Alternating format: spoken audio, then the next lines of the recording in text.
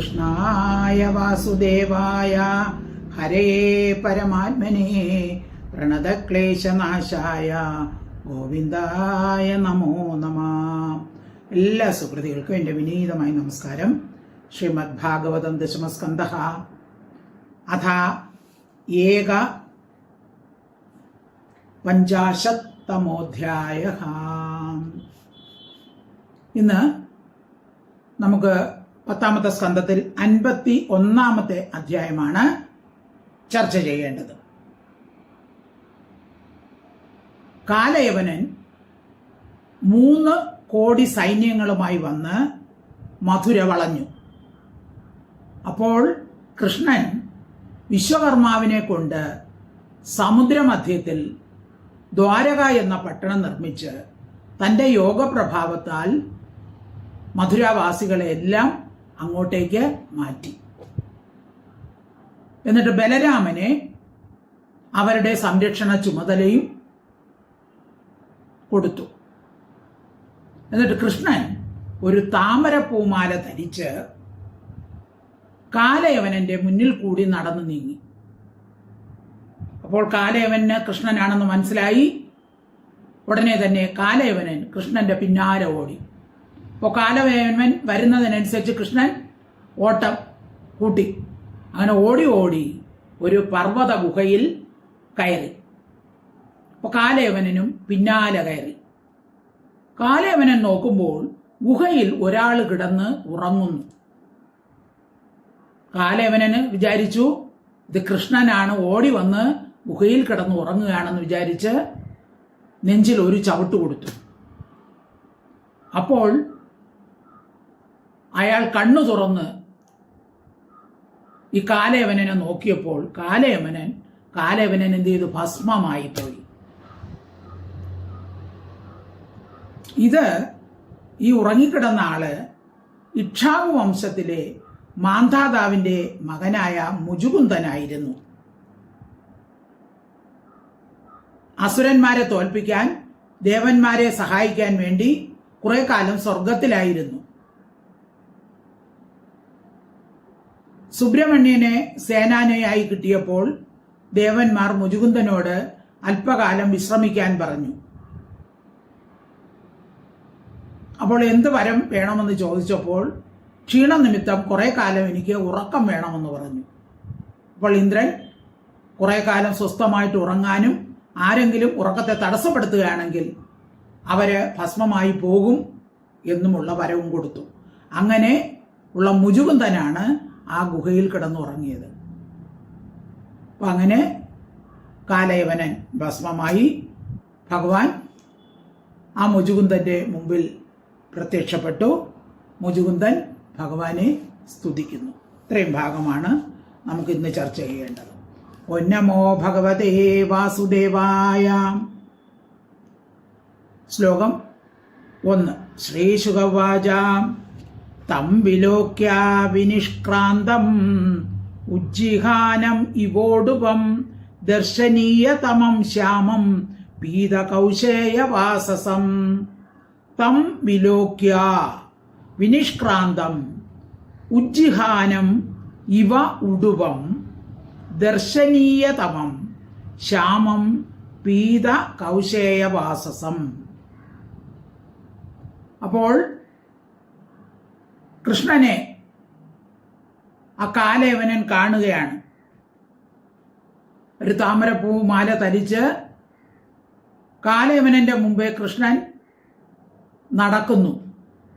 ആ കൃഷ്ണനെ തം വിലോക്യ, അവനെ കണ്ടിട്ട്. എങ്ങനെയുള്ളവനാണ്? വിനിഷ്ക്രാന്ത്യം.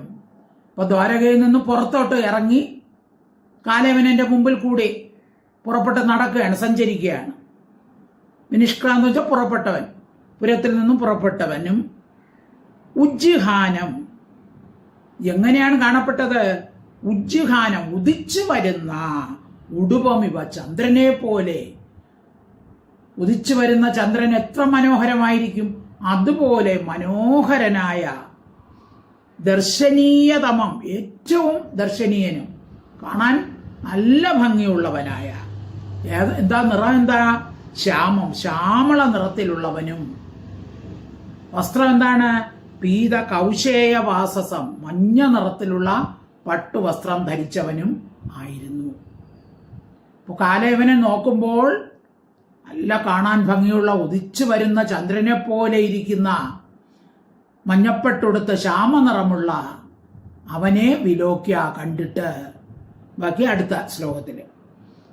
ശ്രീശുകവാച തം വിലോക്യ വിനിഷ്ക്രാന്തം ഉജ്ജിഹാനമിവോടുപം ദർശനീയതമം ശ്യാമം പീതകൗശേയവാസസം. ശ്ലോകം 2. ശ്രീവത്സവക്ഷസംഭ്രാജ കൗസ്തുഭാമുക്ത കന്ധരം പൃഥു ദീർഘചതുർബാഹും നവകഞ്ച അരുണേക്ഷണം. പിന്നെയോ കൃഷ്ണന്റെ ആ സൗന്ദര്യത്തെ വർണ്ണിക്കുകയാണ്. ശ്രീവത്സവക്ഷസം, വക്ഷസത്തിൽ മാറിടത്തിൽ ശ്രീവത്സം എന്ന മറുക്. അതായത് പണ്ട് ഭൃഗുമഹർഷി ആർക്കാണ് ക്ഷമയെന്ന് പരീക്ഷിക്കാൻ പോയപ്പോൾ ഭഗവാന്റെ മാറിൽ ഭൃഗുമഹർഷി ചവിട്ടി. അതായത് ഭഗവാൻ ഉറങ്ങിക്കിടക്കുകയായിരുന്നു, വിഷ്ണു ഉറങ്ങിക്കിടക്കുകയായിരുന്നു. തന്നെ കണ്ടിട്ട് ശ്രദ്ധിച്ചില്ല എന്ന് വിചാരിച്ച് ഭൃഗുമഹർഷി എന്ത് ചെയ്തു? ഭഗവാന്റെ മാറിടത്തിൽ ചവിട്ടി. ആ ചവിട്ട്, ഭക്തന്റെ ആ ചവിട്ട്, അതൊരു ഭക്തന്റെ ഒരു അടയാളമായിട്ട് ഭഗവാൻ കൊണ്ടു നടക്കുകയാണ്. അതിനാണ് എന്ത് പറയുന്നത്? ശ്രീവത്സം എന്ന മറുക്. അത് വക്ഷസിലുണ്ട്. പ്രാജത്, മാറിടത്തിൽ ശ്രീവത്സം എന്ന മറുക് തിളങ്ങുന്നു. പിന്നെ എന്തോന്നുണ്ട്? പ്രാജത് കൗസ്തുഭം ആമുക്ത കന്ധരം, തിളങ്ങുന്ന കൗസ്തുഭമണി. അതെവിടെയാണ്? കണ്ഠത്തിൽ. കൗസ്തുഭമണി, അതായത് പാലാഴി മദനകാലത്ത് കൗസ്തുഭരത്നം അതിൽ നിന്ന് വന്നു. അത് ഭഗവാൻ എടുത്ത് കണ്ഠത്തിൽ ധരിച്ചു. അത് കണ്ഠത്തിൽ കിടന്ന് തിളങ്ങുകയാണ്. അങ്ങനെ തിളങ്ങുന്ന കൗസ്തുഭ രത്നം അണിഞ്ഞിരിക്കുന്ന ആ കണ്ഠത്തോടു കൂടിയവനും പൃഥു ദീർഘ ചതുർബാഹും. പൃഥു ദീർഘ, പൃഥു എന്ന് വെച്ചാൽ ഉരുണ്ട് ദീർഘ നീളമുള്ള 4 കൈകളോട് കൂടിയവനും. പൃഥു ദീർഘ ചതുർബാഹു, ചതുർ എന്ന് വെച്ചാൽ 4, ചതുർബാഹു 4 കൈകളോടുകൂടി. അപ്പോൾ ഭഗവാൻ ചതുർബാഹുവായിട്ടാണ് അവിടെ കൂടെ ഓടിയത്, 4 കൈകളോട് കൂടിയവനും. പിന്നെയോ നവകഞ്ച അരുണേക്ഷണം. നവകഞ്ച, പുതിയ താമരപ്പൂ പോലെ അരുണ ഈക്ഷണം, അരുണങ്ങളായ ചുവന്ന കണ്ണുകൾ. പുതിയ താമരപ്പൂ പോലെ ചുവന്ന കണ്ണുകളോട് കൂടിയവനും ആയിരുന്നു ആ ഭഗവാൻ. ശ്രീവത്സവക്ഷ സംഭ്രാജത് കൗസ്തുഭാമുക്ത കന്ധരം പൃഥു ദീർഘ ചതുർബാഹും നവകഞ്ചാരുണേക്ഷണം. ഇനി ശ്ലോകം 3. നിത്യപ്രമുദിതം ശ്രീമത് സുകപോലം സുജിസ്മിതം മുഖാരവിന്ദം ബിഭ്രാണം സ്ഫുരന്മകര കുണ്ഡലം. നിത്യപ്രമുദിതം ശ്രീമത് സുകപോലം ശുചിസ്മിതം മുഖാരവിന്ദം ബിഭ്രാണം സ്ഫുരന്മകര കുണ്ഡലം. നിത്യപ്രമുദിതം, എപ്പോഴും സന്തോഷിച്ചും, ശ്രീമത് സുകപോലം, ശ്രീമത്തായ കവിൾത്തടത്തോടു കൂടിയവനും, ശുചിസ്മിതം, ശുദ്ധമായ മന്ദഹാസത്തോട്. എപ്പോഴും ഭഗവാന്റെ മുഖത്തൊരു പുഞ്ചിരി കാണും, അല്ലേ? എല്ലാവരെയും മയക്കുന്ന, ലോകത്തെ മുഴുവൻ മയക്കുന്ന ഒരു പുഞ്ചിരിയുണ്ട് ഭഗവാന്. അങ്ങനെയുള്ള പുഞ്ചിരിയോടും സ്ഫുരത് മകരകുണ്ഡലം, പ്രകാശിക്കുന്ന മകരകുണ്ഡലങ്ങളോടും. ഭഗവാൻ കാതിലണഞ്ഞിരിക്കുന്നത് മകര മത്സ്യത്തിന്റെ ആകൃതിയിലുള്ള കുണ്ഡലങ്ങളാണ്. അങ്ങനെ പ്രകാശിക്കുന്ന മകരകുണ്ഡലത്തോടു കൂടിയിരിക്കുന്ന മുഖാരവിന്ദം, മുഖാരവിന്ദത്തെ ബിഭ്രാണം ധരിച്ചിരിക്കുന്നവനുമായ തം അവലോക്യ. അത് ആദ്യത്തെ ശ്ലോകത്തില് തം വിലോക്യ എന്ന് കിടപ്പുണ്ട്. അവനെ കണ്ടു, കൃഷ്ണനെ കണ്ടു. അപ്പൊ എങ്ങനെയൊക്കെയുള്ള കൃഷ്ണനാണ്? പുറത്തേക്ക് വരുന്ന ആ കൃഷ്ണന്റെ രൂപമാണ് പറയുന്നത്. ചന്ദ്രനെ പോലെ, ഉദിച്ചു വരുന്ന ചന്ദ്രനെ പോലെ മനോഹരമായ, പിന്നെ മഞ്ഞപ്പട്ടുടുത്ത് ശ്യാമസുന്ദരൻ, മാറിടത്തിൽ ആ ശ്രീവത്സമെന്ന മറുക്, കഴുത്തിൽ തിളങ്ങുന്ന കൗസ്തുഭരത്നം, തടിച്ച് ഉരുണ്ട് നീണ്ട 4 കൈകൾ, ചെന്താമരപ്പൂ പോലെ ചുവന്നിരിക്കുന്ന, അതുപോലെ താമര ഇതളം പോലെ നീണ്ടിരിക്കുന്ന കണ്ണുകൾ, മനോഹരമായ മന്ദഹാസം, പിന്നെ നല്ല ആ കവിൾത്തടം, മകര മത്സ്യത്തിന്റെ ആകൃതിയിൽ പ്രകാശിച്ചുകൊണ്ടിരിക്കുന്ന കുണ്ടലങ്ങൾ, അങ്ങനെ മനോഹരമായ അവയവങ്ങളോടും ആഭരണങ്ങളോടും കൂടി ആയുധങ്ങളൊന്നുമില്ലാതെ കാൽനടയായി നടക്കുന്ന തം വിലോക്യ, അവനെ ആര് കണ്ടു? കാലേവനൻ കണ്ടു. നിത്യപ്രമുദിതം ശ്രീമത് സുഖപോലം ശുചിസ്മിതം മുഖാരവിന്ദം വിഭ്രാണം സ്ഫുരത് മകരകുണ്ടലം.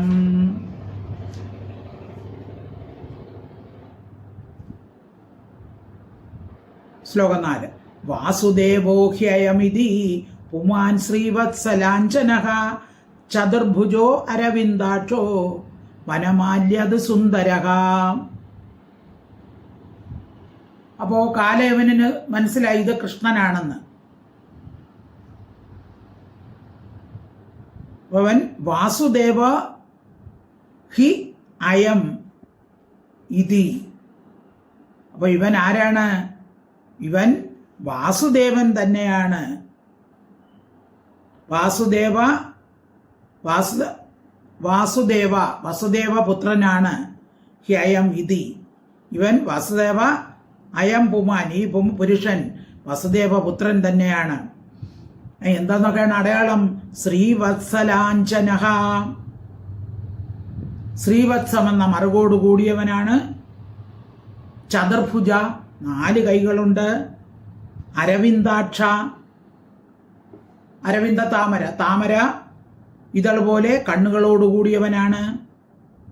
വനമാലി അതിസുന്ദരക, വനമാല ധരിച്ചവനാണ്. അതിസുന്ദരക, ഏറ്റവും സുന്ദരനും ആണ്. അങ്ങനെയുള്ള അയം പുമാൻ, ഈ പുരുഷൻ ആരാണ്? വാസുദേവനാണ്. വസുദേവ പുത്രൻ തന്നെയാണ്. വാസുദേവോ ഹ്യയമിതി പുമാൻ ശ്രീവത്സലാഞ്ജനഃ ചതുർഭുജോ അരവിന്ദാക്ഷോ വനമാല്യതിസുന്ദരഃ. ശ്ലോകം 5. ലക്ഷണൈർ നാരദ പ്രോക്തൈർ നാന്യോ ഭവിതുമർഹതി നിരായുധശ്ചലൻ പത്ഭ്യാം യോസ്യാനേന നിരായുധഃ. ലക്ഷണൈഃ നാരദ പ്രോക്തൈഃ ന അന്യഃ ഭവിതും അർഹതി നിരായുധ ചലൻ പത്ഭ്യാം യോസ്യേ അനേന നിരായുധഃ. ലക്ഷണൈഹി, അടയാളങ്ങൾ കൊണ്ട്, നാരദ പ്രോക്തൈഹി, നാരദനാൽ പറയപ്പെട്ട അടയാളങ്ങളൊക്കെ ഉണ്ട്. അപ്പൊ നാരദൻ പറഞ്ഞു കൊടുത്തു, നിനക്ക് ശരിക്കും അനുയോജ്യമായ പോരാളി ആരാണ്? കൃഷ്ണൻ തന്നെയാണെന്ന് പറഞ്ഞു കൊടുത്തു. എന്നിട്ട് നാരദൻ അടയാളങ്ങളൊക്കെ പറഞ്ഞു കൊടുത്തു. അപ്പൊ നാരദൻ പറഞ്ഞ അടയാളങ്ങളൊക്കെ ഉണ്ട്. 4 കൈകളുണ്ട്, വനമാലയുണ്ട്, ശ്രീവത്സ മാറിലുണ്ട്. അപ്പോ നാരദൻ പറഞ്ഞ നാരദ പ്രോക്തൈ ലക്ഷണൈഹി, നാരദനാൽ പറയപ്പെട്ട അടയാളങ്ങളൊക്കെ ഉണ്ട്. വസുദേവ പുത്രൻ തന്നെയാണ് ഇതി എന്നും അന്യനായിട്ടും ഭവിക്കാനായിക്കൊണ്ട് അർഹതി. അപ്പൊ ഇത് മറ്റാരുമല്ല, വസുദേവപുത്രൻ തന്നെയാണ്. നിരായുധ, ആയുധമില്ലാത്തവനും പത്ഭ്യം, കാലുകൊണ്ട് ചലൻ സഞ്ചരിക്കുന്നവനുമാണ്. പക്ഷെ അവന്റെ കയ്യിൽ ആയുധമൊന്നുമില്ല, നടന്നാണ് വരുന്നത്.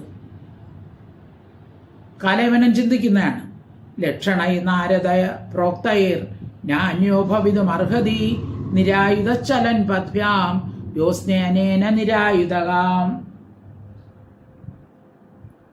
ശ്ലോകം 6. ഇതി നിശ്ചിത്യ യവനാ പ്രാദ്രവന്തം പരാങ്മുഖം അന്വധാവൻ ജിഘൃഷുസ്തം ദുരാപം അഭിയോഗിനാം. ഇതി നിശ്ചിത്യ, ഇപ്രകാരം നിശ്ചയിച്ചുകൊണ്ട്, യവനഹ യവനൻ പ്രാദ്രവന്തം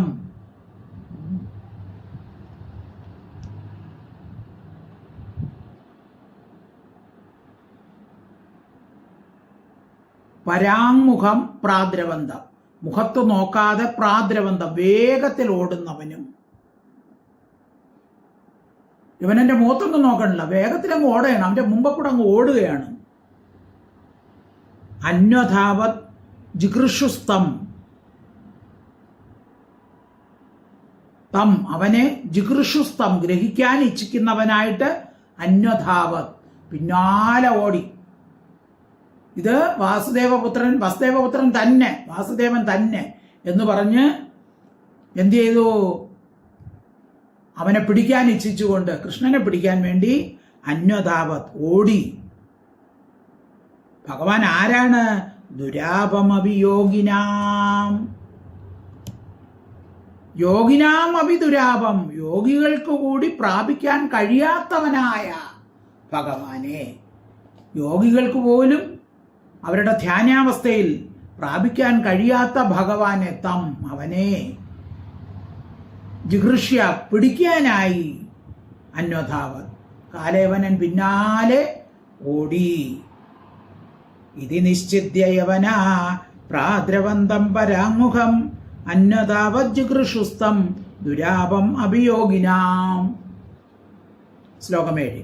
ഹസ്തപ്രാപ്തമിവാത്മാനം ഹരിണാസ പദേ പദേ നീതോ ദർശയതാ ദൂരം യവനേശോ അദ്രികന്ധരം. ഹസ്തപ്രാപ്തം ഇവ ആത്മാനം, ആത്മാനം തന്നെ, ഹസ്തപ്രാപ്തം ഇവ കൈകൊണ്ട് പിടിക്കപ്പെട്ടവനെന്ന പോലെ.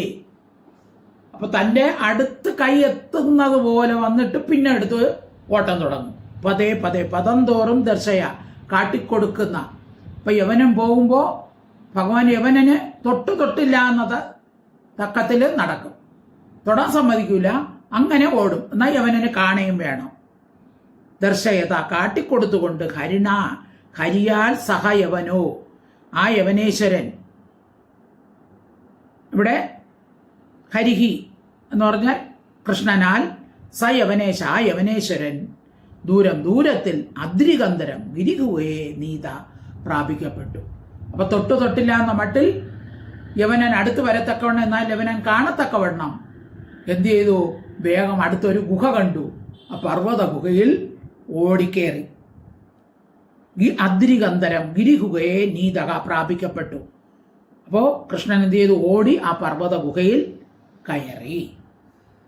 ഹസ്തപ്രാപ്തമിവാത്മാനം ഹരിണാസ പദേ പദേ നീതോ ദർശയതാ ദൂരം യവനേശോ അദ്രികന്ധരം. ശ്ലോകം 8.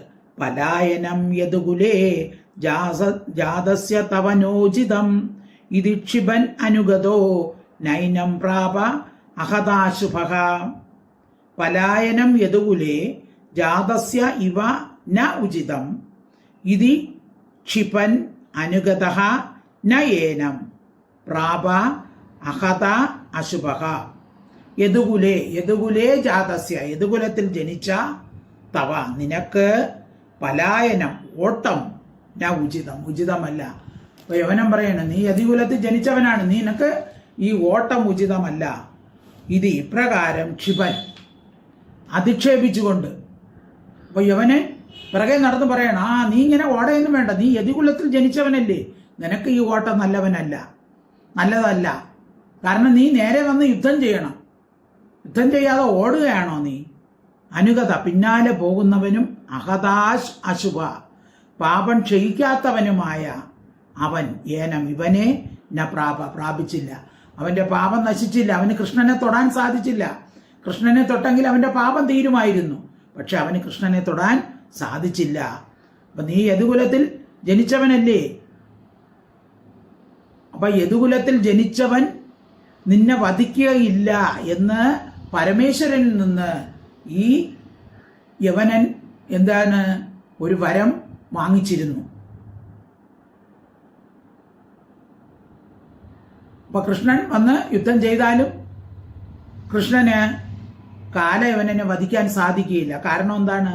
യദുകുലത്തിൽ ജനിച്ചവൻ നിന്നെ വധിക്കുകയില്ല എന്ന് കാലയവനന് പരമേശ്വരൻ ഒരു വരം കൊടുത്തിരുന്നു. അപ്പൊ അതുകൊണ്ടാണ് കൃഷ്ണൻ ഓടിയത്.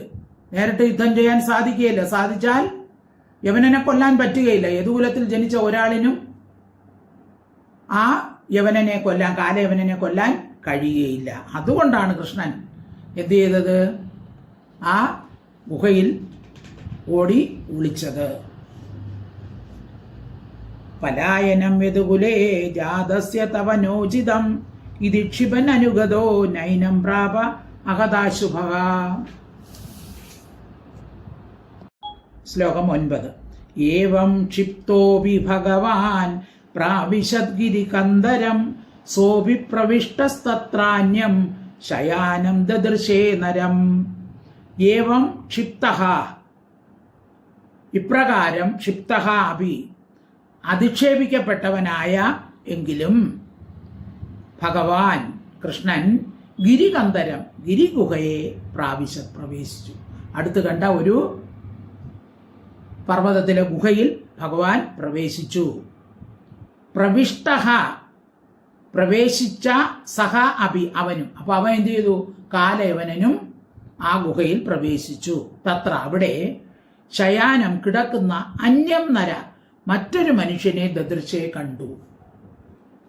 അപ്പോ കൃഷ്ണൻ ഓടി ഗുഹയ്ക്കകത്ത് കയറുന്നത് കാലയവനൻ കണ്ടു. കൃഷ്ണൻ എന്ത് ചെയ്തു? ഗുഹയ്ക്കകത്ത് ഒളിച്ചു. പക്ഷെ കണ്ടതാരെയാണ്? അവിടെ ഒരാൾ കിടക്കുന്നതാണ് കാലയവനൻ കണ്ടത്, അല്ലാതെ കൃഷ്ണനെ കണ്ടില്ല. ഏവം ക്ഷിപ്തോപി ഭഗവാൻ പ്രാവിശദ്ഗിരി കന്ദരം സോപി പ്രവിഷ്ട തത്രാന്യം ശയാനം ദദൃശേ നരം. ശ്ലോകം 10. നന്യസൗ ദൂരമാനീയ ശേദേ മാമിഹ സാധുവത് ഇതി മത്വാച്യുതം മൂഢ സ്തംഭതാ സമതാടയത്. നന്യസൗ ദൂരമാനീയ ശേദേ മാം ഇഹ സാധുവത് ഇതി മത്വ അച്യുതം മൂഢ തം പദാ സമതാടയത്.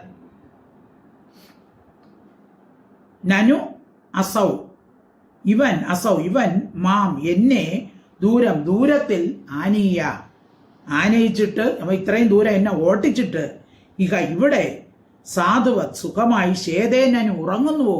അപ്പൊ കാലയവനം വിചാരിക്കുകയാണ്, ഇവ ഇത്രയും ദൂരം എന്നെ ഓട്ടിച്ചിട്ട് ഇവിടെ ഓടി വന്ന് കിടന്ന് ഉറങ്ങുകയാണോ. അപ്പൊ പെട്ടെന്ന് കൃഷ്ണനാണെന്നൊന്നും നോക്കിയില്ല. കാലയവനം നോക്കിയപ്പോൾ ഒരാൾ കിടന്ന് ഉറങ്ങുകയാണ്. അപ്പോൾ 4 കൈയുണ്ടോ, കൃഷ്ണനാണോ എന്നൊന്നും, താമരപ്പൂമാല ധരിച്ചിട്ടുണ്ടോ, ഇതൊന്നും നോക്കിയില്ല. ഗുഹയാണല്ലോ, ഇരുട്ടുമുണ്ടല്ലോ. അപ്പോൾ പെട്ടെന്ന് നോക്കിയപ്പോൾ ഇതാ അവൻ ഇവിടെ ഓടി വന്ന് കിടന്ന് ഉറങ്ങുകയാണ് സുഖമായിട്ട്. ഇത് ഇപ്രകാരം അവനെ അച്യുതം, കൃഷ്ണനെന്ന് മത്വ വിചാരിച്ചു. ഗുഹയല്ലേ, ഇരുട്ടുമല്ലേ, കൃഷ്ണൻ തന്നെ എന്ന് വിചാരിച്ചു. മൂഢ, ബുദ്ധിഹീനൻ എന്ത് ചെയ്തു? കാൽ കൊണ്ട് സമതാടയ, കൃഷ്ണന്റെ ആ കിടക്കുന്ന, കൃഷ്ണന്റെ അല്ല കിടക്കുന്ന ആളിന്റെ മാറിലൊന്ന് കാലുകൊണ്ട് തന്നെ നല്ല ഒരു ചവിട്ട് കൊടുത്തു. ആഹാ, എന്നെ ഇത്രയും നേരം ഓടിച്ചിട്ട് ഇവിടെ വന്ന് കിടന്ന് ഉറങ്ങുകയാണോ എന്ന് പറഞ്ഞ് കാലുകൊണ്ട് ഒറ്റ ചവിട്ട് ആ കിടക്കുന്ന ആളിന്റെ നെഞ്ചിൽ. നന്വസൗ ദൂരമാനീയ ശേദേ മാമിക സാധുവത് ഇതി മത്വാച്യുതം മൂഢ തമ്പദാ സമതാടയത്. ശ്ലോകം 11. സൗത്ഥായ ചിരം സുപ്ത ശനൈർ ഉന്മീല്യ ലോചനെ ദിശോ വിലോകയൻ പാർശ്വേ തം അദ്രാക്ഷീത് അവസ്ഥിതം.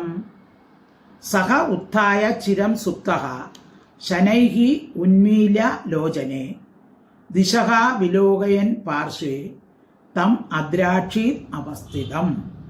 ചിരം, കുറെ കാലമായി സുപ്തഃ ഉറങ്ങിക്കിടക്കുന്ന സഹ അവൻ, ഉത്ഥായ എഴുന്നേറ്റിട്ട്, ശനൈശ മെല്ലെ മെല്ലെ ലോചനെ കണ്ണുകളെ ഉന്മീല്യ വിഴിച്ചിട്ട് ദിക്കുകളെ വിലോകയൻ നോക്കുന്നവനായിട്ട് പാർശ്വേ സമീപത്തിൽ അവസ്ഥിതം നിൽക്കുന്ന തം അവനെ ആരെ കാലയവനെ അദ്രാക്ഷിത് കണ്ടു.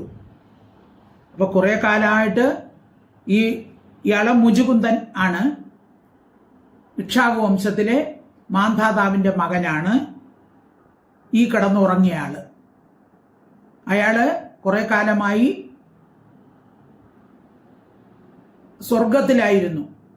അതായത് ദേവേന്ദ്രനെ സഹായിക്കാൻ, യുദ്ധത്തിൽ സഹായിക്കാൻ, അസുരന്മാരെ കൊല്ലാൻ വേണ്ടി ദേവേന്ദ്രനെ സഹായിക്കാൻ വേണ്ടി ഈ മുജുകുന്ദൻ സ്വർഗത്തിലായിരുന്നു. അപ്പൊ അങ്ങനെ യുദ്ധം ചെയ്ത് തളർന്ന്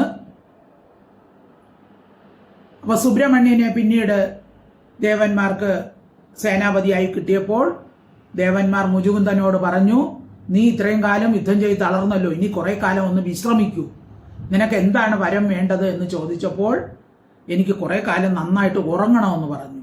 ആ ശരി, നീ സുഖമായിട്ട് ചെന്ന് കിടന്ന് ഉറങ്ങുക, നിന്നെ ആരെങ്കിലും ഉപദ്രവിക്കാൻ വരണമെങ്കിൽ നീ നോക്കിയാൽ ഉടനെ അവർ ഭസ്മമായി തീരും എന്നുള്ള വരവും കൊടുത്തു.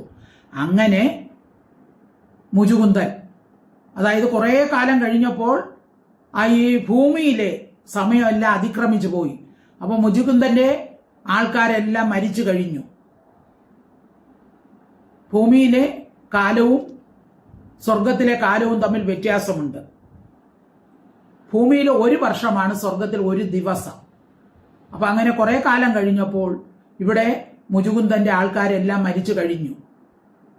അപ്പൊ അങ്ങനെ മുജുകുന്ദൻ ഈ ഗുഹയിൽ വന്ന് സുഖമായിട്ട് ഉറങ്ങുകയായിരുന്നു. ആ മുജുകുന്ദനെയാണ് ഈ കാലയവനൻ ചവിട്ടിയത്. അപ്പൊ മുജുകുന്ദൻ കണ്ണു തുറന്നു നോക്കിയപ്പോൾ ഈ കാലയവനെയാണ് കണ്ടത്. സൗത്ഥായ ചിരം സുപ്ത ശനൈരുന്മീല്യ ലോചനെ ദിശോവിലോകയൻ പാർശ്വേ തമദ്രാക്ഷിതവസ്ഥിതം. ശ്ലോകം 12. സതാവത്തസ്യ രുഷ്ടസ്യ ദൃഷ്ടിപാതേന ഭാരത ദേഹജേനാഗ്നിന ദഗ്ധോ ഭസ്മാത് അഭവക്ഷണാത്. സഹ താവത് തസ്യ രുഷ്ടസ്യ ദൃഷ്ടിപാതേന ഭരത കുലശ്രേഷ്ഠ രുഷ്ടസ്യ ക്രോധിച്ച തസ്യ അവന്റെ. അപ്പോ ശുകമഹർഷി പരീക്ഷത്തിനോട് പറയുകയാണ്, ഭരതകുലശ്രേഷ്ഠ പരീക്ഷത്തെ രുഷ്ടസ്യ ക്രോധിച്ച തസ്യ അവന്റെ, ആരുടെ? മുജുകുന്ദന്റെ ദൃഷ്ടിപാതേന നോട്ടത്താൽ തന്നെ ദേഹജേന ദേഹത്തിൽ നിന്നുണ്ടായ അഗ്നി തീയാൽ സഹ അവൻ കാലേവനൻ താവത് ക്ഷണാത് ആ ക്ഷണത്തിൽ തന്നെ ദഹിക്കപ്പെട്ടവനായി. അപ്പൊ അവൻ നോക്കിയപ്പോൾ അവന്റെ ദേഹത്തിൽ നിന്നുണ്ടായ അഗ്നിയിൽ ഈ കാലയവനൻ ദഹിച്ചു, ഭസ്മമായി ഭവിച്ചു. അപ്പോ ദേവേന്ദ്രന് നിന്ന് വരം കിട്ടിയിട്ടുണ്ടായിരുന്നു, നിന്നെ ആര് ഉറക്കത്തിൽ നിന്ന് ഉണർത്തുന്നോ അവൻ ഭസ്മമാകുമെന്ന്. ഉടനെ തന്നെ കാലയവനൻ ഭസ്മമായി പോയി. സതാവത്തസ്യ രുഷ്ടസ്യ ദൃഷ്ടിപാതേന ഭാരത ദേഹജേന അഗ്നിന ദഗ്ധോ ഭസ്മാത് അഭവക്ഷണാത്. ശ്ലോകം 13. രാജോവാച 13. കോ നാമ സ പുമാൻ ബ്രഹ്മൻ കസ്യ കിം വീര്യയേവ ച കസ്മാത് ഗുഹം ഗത ശിഷ്യേ കിം തേജോ യവനാർദ്ദനഃ. ഉടനെ പരീക്ഷിച്ച് ചോദിക്കുകയാണ്, രാജാവ് ചോദിക്കുകയാണ്, കോ നാമ, അവന്റെ പേരെന്താണ്? ഈ ഉറങ്ങിക്കിടന്നവന്റെ പേരെന്താണ്? സഹപുമാൻ, അവൻ ആരാണ്? ബ്രഹ്മൻ, അല്ലയോ ബ്രാഹ്മണോത്തമ. കസ്യ കിം വീര്യ, കസ്യ ആരുടെ വംശത്തിലാണ്? കിം വീര്യ ആരുടെ വീര്യജാതനാണ്? ആരിൽ നിന്നും ജനിച്ചവനാണ്?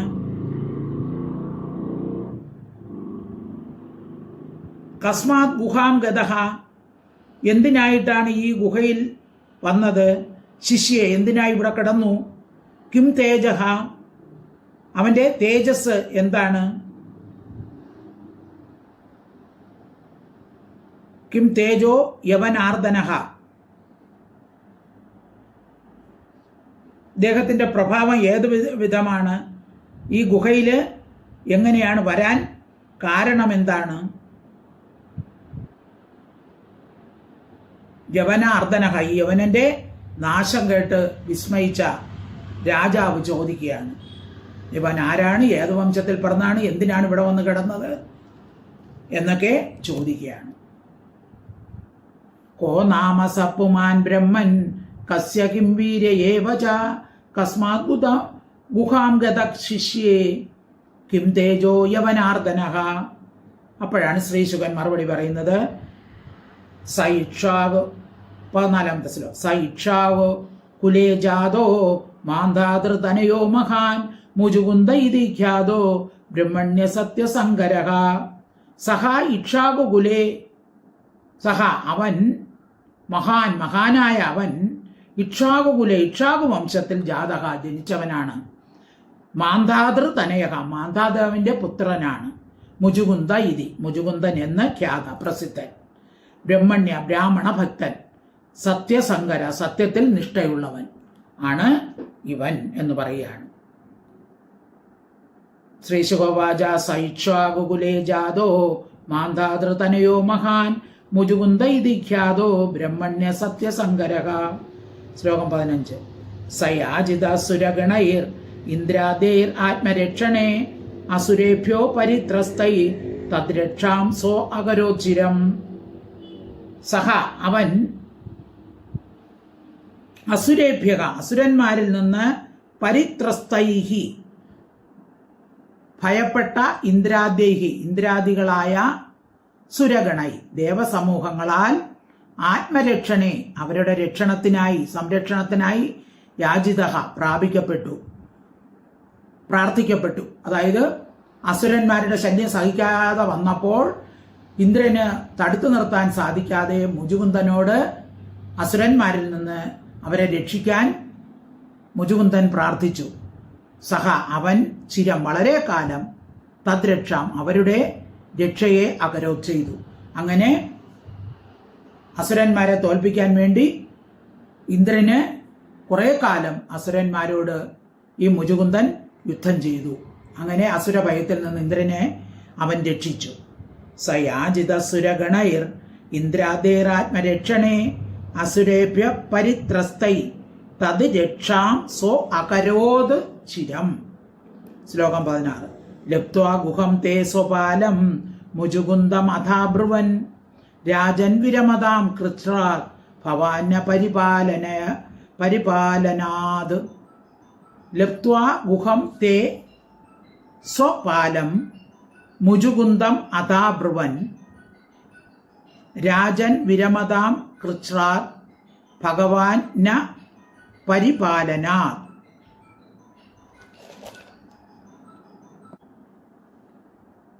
തേ അവർ, ഗുഹം സുബ്രഹ്മണ്യനെ, സ്വപാലം സ്വർഗരക്ഷിതമായിട്ട്, സ്വർഗത്തിൻ്റെ രക്ഷിതാവായിട്ട്, ലബ്ധ്വ ലഭിച്ചിട്ട്, അതായത് ദേവന്മാർക്ക് പിന്നീട് സുബ്രഹ്മണ്യനെ സേനാപതിയായി ലഭിച്ചു.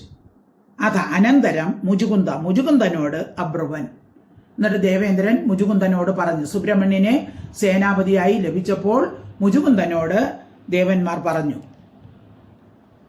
ദേവേന്ദ്രൻ പറഞ്ഞു, രാജൻ, ഹേ രാജാവേ, ഭവാൻ അങ്ങ് കൃച്ഛ്രാത് കഷ്ടകരമായ നഖ പരിപാലന ഞങ്ങളുടെ രക്ഷണത്തിൽ നിന്ന് വിരമിച്ചാലും, അങ്ങ് കുറെ കാലം ഞങ്ങൾക്ക് വേണ്ടി യുദ്ധം ചെയ്തല്ലോ, അസുരന്മാരോട് പോരാടിയല്ലോ, ഇനി കുറച്ചു കാലം അങ്ങ് വിശ്രമിച്ചാലും എന്ന് ദേവേന്ദ്രൻ മുജുകുന്ദനോട് പറഞ്ഞു. അപ്പൊ എന്താണ് ഇവിടെ മുജുകുന്ദൻ വന്ന് കിടക്കാനുള്ള കാരണം എന്ന് പരീക്ഷിച്ച് ചോദിച്ചപ്പോൾ പറയുകയാണ്, ലബ്ധ്വാ ഗുഹം തേ സ്വപാലം മുജുകുന്ദമഥാബ്രുവൻ രാജൻ വിരമതാം കൃച്ഛ്രാത് ഭവാന്യ പരിപാലനാത്. ശ്ലോകം 17. നരലോകേ പരിത്യജ്യ രാജ്യം നിഹത കണ്ടകം അസ്മാൻ പാലയതോ വീര കാമാസ്തേ സർവ ഉച്ഛിതാഃ. നരലോകേ പരിത്യജ്യ രാജ്യം നിഹത കണ്ടകം, നിഹത കണ്ടകം ഹനിക്കപ്പെട്ട ശത്രുക്കളോടുകൂടിയ നരലോകെ, മനുഷ്യലോകത്തിലുള്ള രാജ്യത്തെ പരിത്യജ്യ ഉപേക്ഷിച്ചിട്ട് വീര, ഹേ വീരനായുള്ളവനെ, അസ്മാത് ഞങ്ങളെ, പാലയത രക്ഷിക്കുന്ന തേ അങ്ങയുടെ സർവേ കാമ എല്ലാ വിഷയങ്ങളും ഉച്ചിത ഉപേക്ഷിക്കപ്പെട്ടു. അപ്പോൾ ഇന്ദ്രൻ മുചുകുന്ദനോട് പറയുകയാണ്, അപ്പോൾ മനുഷ്യലോകത്ത് അങ്ങയെ ആക്രമിക്കാൻ തക്ക ശത്രുക്കളൊന്നും അങ്ങേക്ക് ഇല്ല. അങ്ങ് രാജ്യസുഖം അനുഭവിച്ച് കഴിയേണ്ട അങ്ങ് അതെല്ലാം ഉപേക്ഷിച്ച് ഞങ്ങളെ ഇത്രയും കാലം സംരക്ഷിച്ചു. നരലോകേ പരിത്യജ്യ രാജ്യം നിഹത കണ്ടകം അസ്മാൻ പാലയതോ വീര കാമാസ്തേ സർവ ഉച്ചിതാഹ. ശ്ലോകം 18. സുതാ മഹിഷ്യോ ഭവതോ ജ്ഞാതയോ അമാത്യമന്ത്രിണഃ പ്രജാശ്ച തുല്യകാലീന ജ്ഞാതുനാ സന്ധി കാലിതാഹ.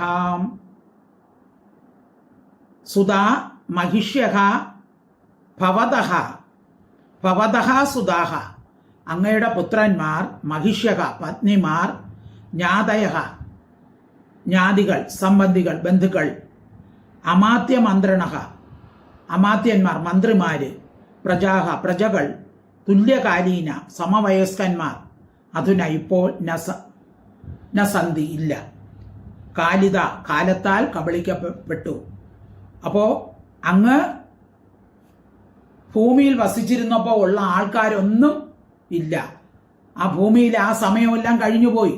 അതായത് ഭൂമിയുടെ കാലഗണനയും ദേവന്മാരുടെ കാലഗണനയും തമ്മിൽ വ്യത്യാസമുണ്ട്. ഭൂമിയിൽ ഒരു വർഷമാകുമ്പോൾ ദേവന്മാർക്ക് ഒരു ദിവസമേ ആവുകയുള്ളൂ.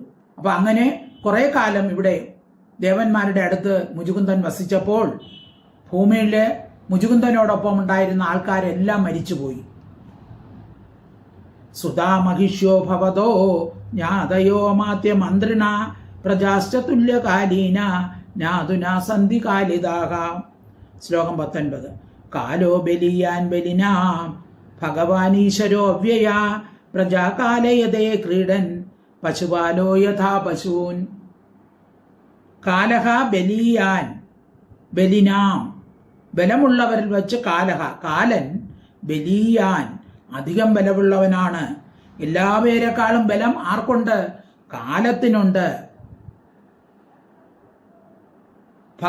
ഭഗവാനും ഈശ്വരക നിയന്താവും അവ്യയ നാശരഹിതനുമായ അവൻ.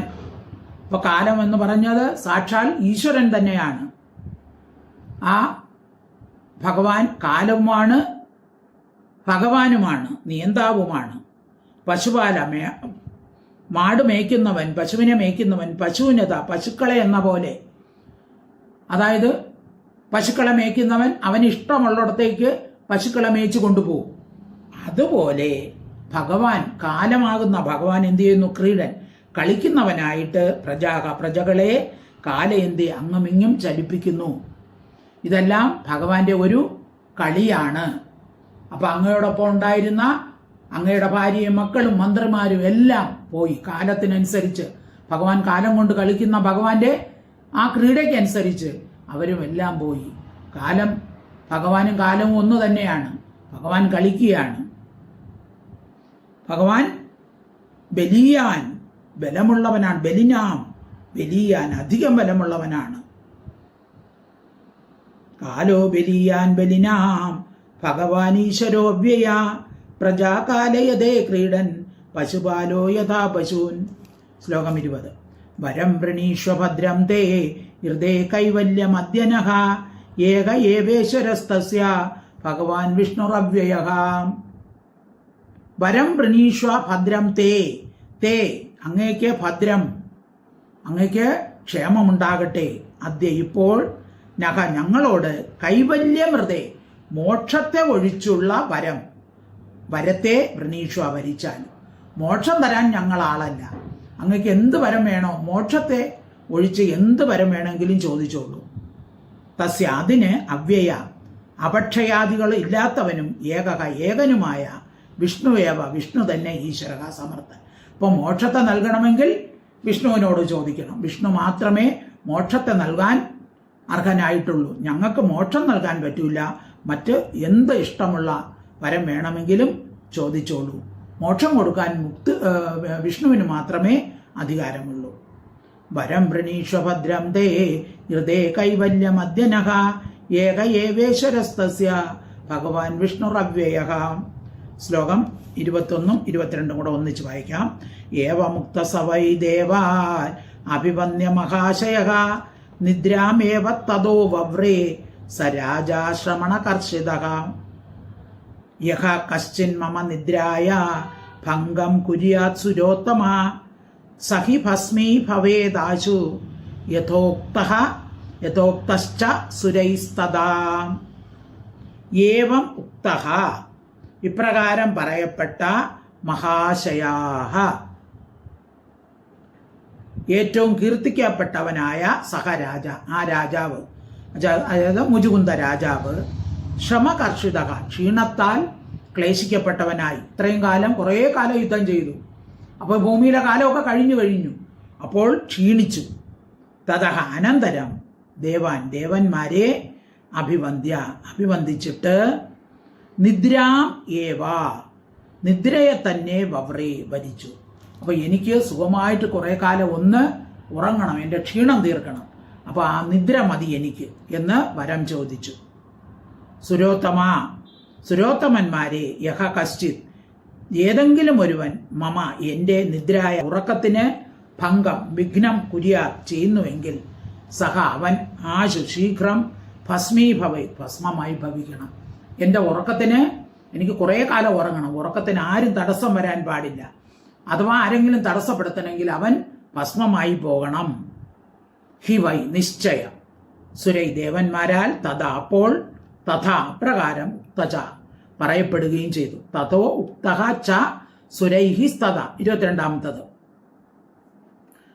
അപ്പൊ ആരെങ്കിലും തടസ്സപ്പെടുത്തുകയാണെങ്കിൽ അങ്ങനെ വരണം. തഥാ ഉക്തഃ അപ്പോൾ അപ്രകാരം തന്നെ എന്ന് ദേവന്മാർ പറയുകയും ചെയ്തു. ഏവമുക്ത സവൈ ദേവാൻ അഭിവന്യമഹാശയാഃ നിദ്രാമേവ തതോ വവ്രേ സ രാജാശ്രമകർഷിതഃ. യഃ കശ്ചിത് മമ നിദ്രായ ഭംഗം കുര്യാത് സുരോത്തമാഃ സഹി ഭസ്മീ ഭവേത് ആശു തതോക്തശ്ച സുരൈസ്തദാ. ശ്ലോകം 23. അശയിഷ്ടഗുഹാവിഷ്ടോ നിദ്രയാ ദേവദത്തയാ സ്വാപം യാതം യസ്തു മധ്യേ ബോധയത്വാം അചേതനഃ സ ത്വയാ ദൃഷ്ടമാത്രസ്തു ഭസ്മീഭവതു തക്ഷണാത്. അശ ഇഷ്ട ഗുഹാവിഷ്ടഃ നിദ്രയാ ദേവദത്തയാ സ്വാപം യാതം യഹ തു മധ്യേ ബോധയേ ത്വാം അചേതനഃ യ. ക്ഷുദ്രനായ യാതൊരുത്തൻ സ്വാപം ഉറക്കത്തെ യാതം പ്രാപിച്ചിരിക്കുന്ന ത്വാം അങ്ങയെ മധ്യേ ഇടയിൽ ബോധയെ ഉണർത്തുമോ സഹ അവൻ ത്വയ അങ്ങയാൽ ദൃഷ്ടഃ മാത്രഃ കാണപ്പെടുന്നവനായിട്ട് അങ്ങ് നോക്കുമ്പോൾ തന്നെ തക്ഷണാത് ഉടനെ ഭസ്മീഭവതു ഭസ്മമായി ഭവിക്കട്ടെ. ദേവദത്തയ ദേവന്മാരാൽ നൽകപ്പെട്ട നിദ്രയ ഉറക്കത്തോടുകൂടി ഗുഹാവിഷ്ട ഗുഹയിൽ പ്രവേശിച്ചവനായിട്ട് അയിഷ്ടക ശയിച്ചു. അപ്പോൾ അങ്ങനെയാണ് മുചുകുന്ദൻ ഇവിടെ വന്ന് ഉറങ്ങിയത് എന്ന് പരീക്ഷിത്തിനോട് ശ്രീശുകൻ പറയുകയാണ്. അപ്പോൾ ഉറങ്ങുന്ന അങ്ങയെ ആരാണോ ഉണർത്തുന്നത്, ഉണരുന്നതിന് മുമ്പ് ബുദ്ധിഹീനനായ ഏതെങ്കിലും ഒരുവൻ ഉണർത്തിയാൽ അങ്ങയുടെ നോട്ടത്താൽ തന്നെ അവൻ ഭസ്മീകൃതമായി ഭവിക്കട്ടെ എന്ന് ദേവന്മാർ മുചുകുന്ദന് വരവും കൊടുത്തു. അങ്ങനെ ദേവന്മാർ കൊടുത്ത വരവും സ്വീകരിച്ച് ഈ ഗുഹയിൽ വന്ന്, ഗുഹയിലാകുമ്പോൾ ആരും ശല്യപ്പെടുത്തുകയില്ലല്ലോ എന്ന് വിചാരിച്ച് മുചുകുന്ദൻ ഈ ഗുഹയിൽ വന്ന് ക്ഷീണം തീർത്ത് ഉറങ്ങുകയായിരുന്നു. അപ്പൊ ഉറങ്ങാതെ ഇത്രയും കാലം ഇരുന്നല്ലോ, അപ്പൊ ഉറങ്ങാത്ത ആളിന്റെ ആ വിഷമം മറ്റുള്ളവർക്ക് മനസ്സിലാവുകയില്ലല്ലോ. അപ്പൊ അങ്ങനെ ക്ഷീണം തീർക്കാൻ വേണ്ടി ഈ മുചുകുന്ദൻ ഇവിടെ വന്ന് ഉറങ്ങുകയായിരുന്നു. അപ്പോൾ പരീക്ഷത്തിൽ ചോദിച്ചതാണ്, ആരാണ് എന്തിനാണ് ഇവിടെ വന്ന് ഉറങ്ങിയെന്ന് ചോദിച്ചില്ലേ? അപ്പം അതിന് മറുപടിയാണ് ഇവിടെ പറഞ്ഞത്. 23.